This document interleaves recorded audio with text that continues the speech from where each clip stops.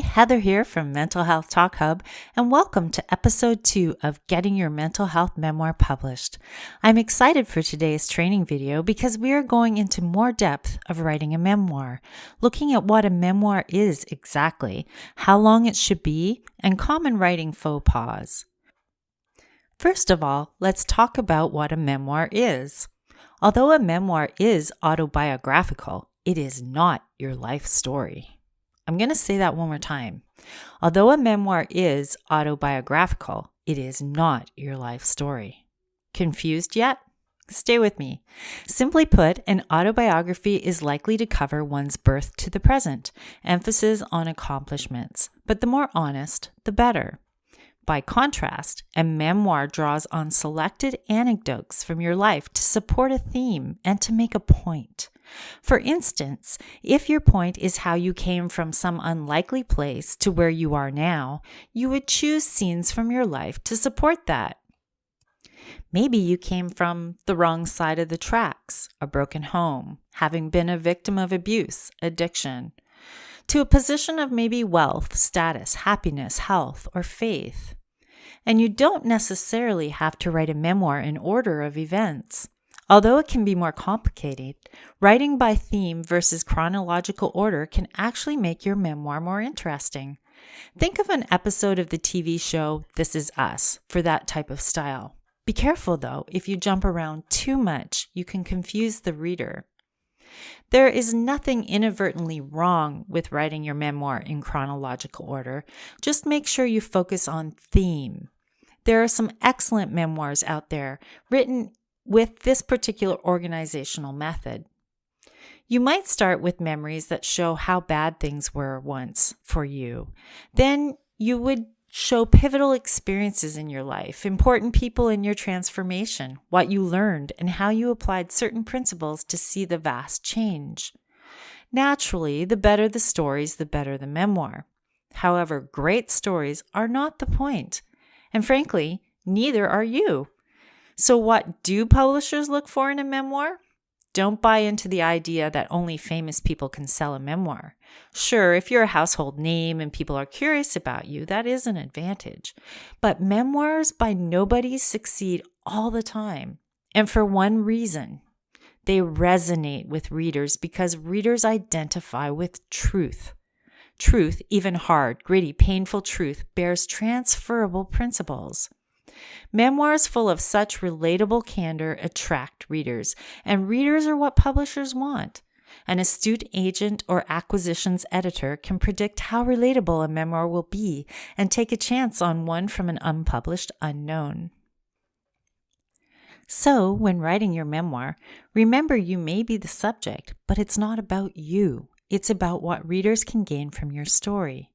It may seem counterintuitive to think reader first while writing in first person about yourself, but if your memoir doesn't enrich, entertain, or enlighten readers, they won't stay with it very long, and they certainly won't recommend it. However, something to keep in mind, don't ever come off as preachy, not cool. And intelligent readers like to draw their own conclusions, so don't do it for them. It demeans their capabilities. Telling instead of showing people what you think generally doesn't work very well in memoirs. Next, how long should a memoir be? Most memoirs run between 60 and 90,000 words. That is a general range, and some memoirs are much longer. Personally, with Winter Tickle Press, 70,000 words is the sweet spot. This is my opinion, and depending on the publishing house, this can change. However, if you're about to submit a manuscript of, say, 25,000 words, you might want to rethink it. Either break your story down into magazine-sized articles or work on developing it until it is least 60,000 words. How do you even start writing your memoir? Here is my suggestion. Don't worry about structure or what to write first or what order you think will work for your memoir. Just write. Nike wasn't wrong with its slogan, just do it. If you are inspired to write an anecdote about a childhood memory that you feel will fit somewhere into your memoir, write it now while it is on your mind. Get it out in any order, any manner, in any way possible. Organization comes later, and sometimes working with a developmental editor will bring new organizational elements to the table after everything is written. Recently, I worked with the author Matthew Hennigan on his memoir, A Medic's Mind. Matt had no idea how to organize his incredible memoir. We literally took all his pieces of writing, printed them, and spread them all over my great room. We went through and grouped stories by themes, and eventually came up with what we think was the best possible way to present his story.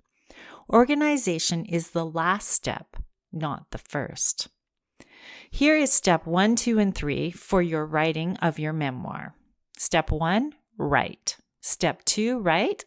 And step 3, write some more.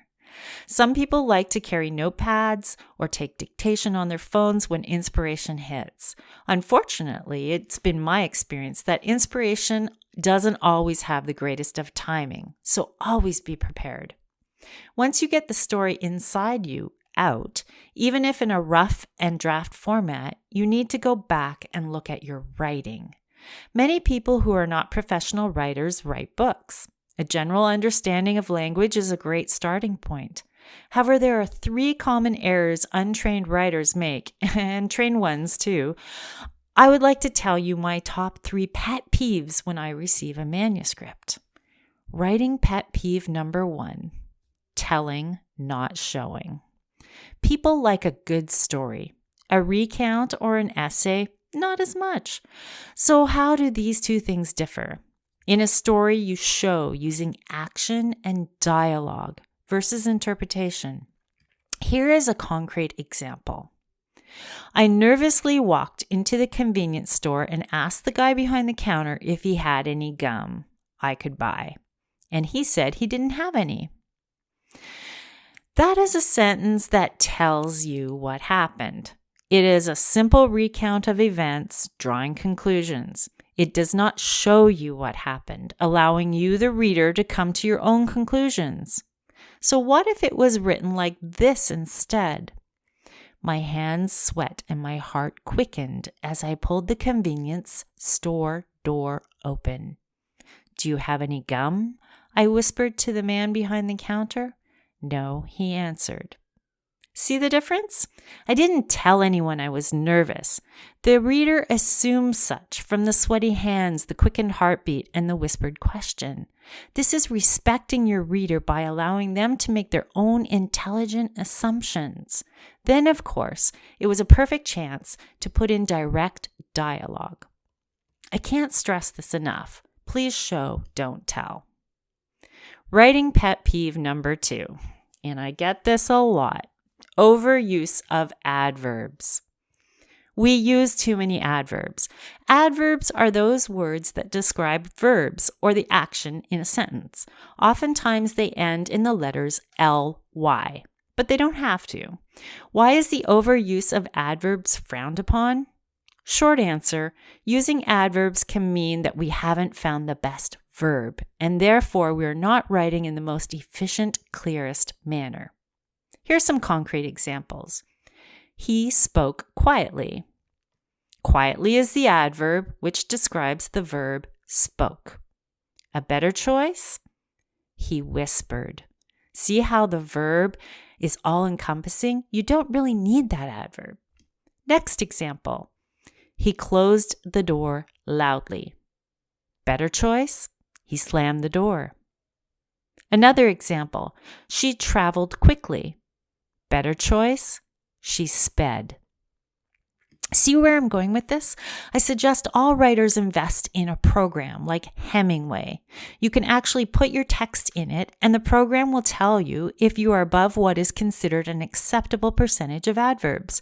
It is software, so it doesn't have that ever-crucial element of human eyes, but it is a great gauge to point out glaring overuses that maybe you wouldn't have otherwise been aware of. Here is a list of weak words that are overused a lot too. When you use these, ask yourself, are these words integral to the meaning of your sentence?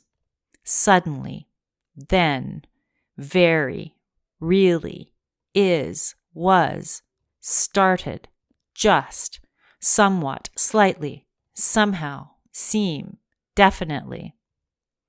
There are times when these words are necessary. However, they are often overused. Pet peeve number 3.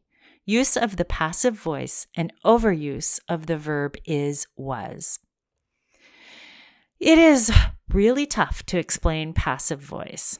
I will try to distill it. Usually a sentence has a subject and a verb and something or someone who receives the action. For example, I threw the ball.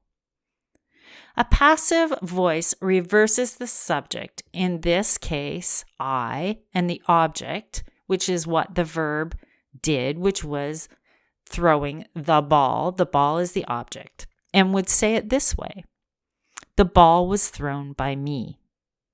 Sometimes the passive construction is necessary, especially if you want to put more emphasis on the object. However, generally speaking, avoiding passive voice is a good thing.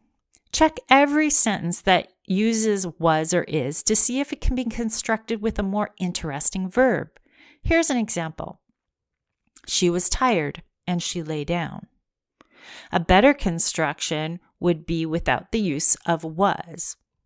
Tired, she lay down. You might not think attention to these kind of details are necessary, but they really make for much better writing and consequently better reading.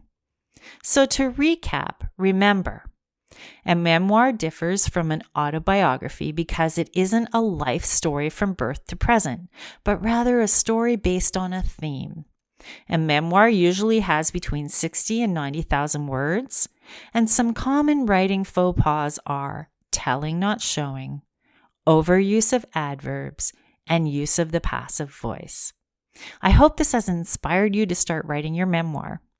Be sure to tune in next week for episode 3 when we talk about publishing options, including traditional presses, vanity presses, hybrid presses, and self-publishing.